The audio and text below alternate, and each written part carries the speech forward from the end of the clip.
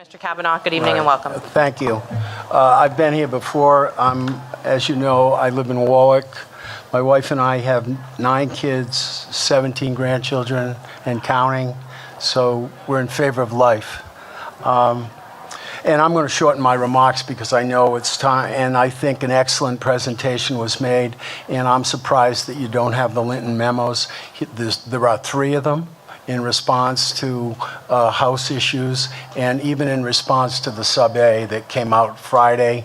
There's an excellent memo, and we've all looked at it, and there's a letter from a number of local lawyers here about this statute that's being circulated. Just we'll so make sure you know, get that. I've read them, so I know that they're out there. I just don't have them in Okay. front of me, so I want you to feel confident at Okay. least that they've come to us. Fair enough. Okay, so I'm not going to talk about how excessive this law is. It's already been covered. What I want to focus on really is this whole premise that you need to codify Roe v. Wade because Roe v. Wade is under threat. There's a clear and present danger that Roe v. Wade is going to be reversed or modification. Now, this is the 3rd year we've all been here with this premise. And my whole point here is it's untrue. There's no reason that you have to rush this in and pass it because there's no case pending before the Supreme Court at this time that challenges Roe v. Wade. And those of us who are lawyers and people who aren't lawyers know that it's not a matter of weeks or even months when these cases get up there. It's got to go through the federal court, the circuit court, the appellate, the Supreme Court, and we'll know about it. We'll read about it.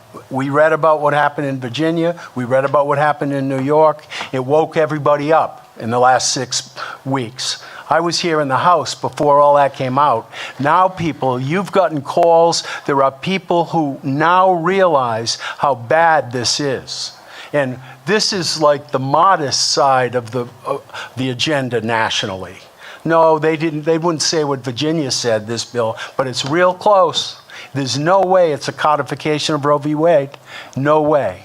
But this idea that there's a threat and you've got to do this, it doesn't exist. You don't have, and you know, they've really pointed out something, and I was a little surprised. The sponsor of the bill couldn't even answer some very good questions. And you know, maybe she does need to rely on people who wrote it, and there's a big agenda here. This is bigger than us, okay? There's something going on here. No definition of health. Why not? Why wouldn't we take the time to define health here and what this means and take precautions? There's no rush.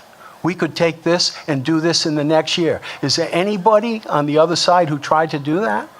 No, because this is a push it through, go for it, fear-mongering, media blast, get you afraid, Roe v. Wade, Trump, conservative judges. We're all in a panic, and we're going to take away health from these women. The federal protections that Roe v. Wade established and the cases after it are in full effect right now. They've been in effect for a number of years. There's no threat to them. I guarantee you a year from now we'll be here and there wouldn't be any change in that law. But you're being asked in a rushed way to take this language, which is really ripping out some statutes and policies that we had, embedding in it expansion of these rights. And why would you do that? You don't have to do that. And I'm deviating from what I was going to say, but I just want to say this. I know look, people know how hard this is for you because you're trying to do what the people want. Some of you might have had to get elected, had to not commit for pro-life, right? Because people are awake now. They know now. They know what's going on now. But I can understand. You would not betray anyone by voting no here. Why? Because there's no threat to Roe v. Wade. That's the whole premise of this. They're telling you, we have to codify Roe v. Wade. It's going to be taken away. It's going to be terrible. The boogeyman is coming. It's coming. It isn't. It isn't even apparent that that's true. But in the meantime, do we have a health definition? No. Do we have discipline? No. Do we know? No. And that's the problem. And you've got colleagues, they're going to push you. They push the leadership. The media's on their side. I find it amazing that the Providence Journal will never refer to pro-life. They're not going to do that, right? They're not going to do that. They're going to call it anti-abortion. I find it amazing that someone says that there's a reproductive health. This is about life and death. This isn't about winning or losing. This is life and death. And we're going to rush this through and get it done instead of having the type of protections we'd want to have so that we could answer the questions that Senator Dela Cruz asked and make sure that someone wouldn't just, oh, mental health, that's, oh, well, that's okay. 8 months? Little one, 8 months. Nobody's going to die no one's going to die if they don't abort that baby. They can deliver that baby. So we've got, this is scary actually, that this is going on. We have a state that really, sure, in the past we put restrictions on abortion because the instinct of the people is that this is life and death.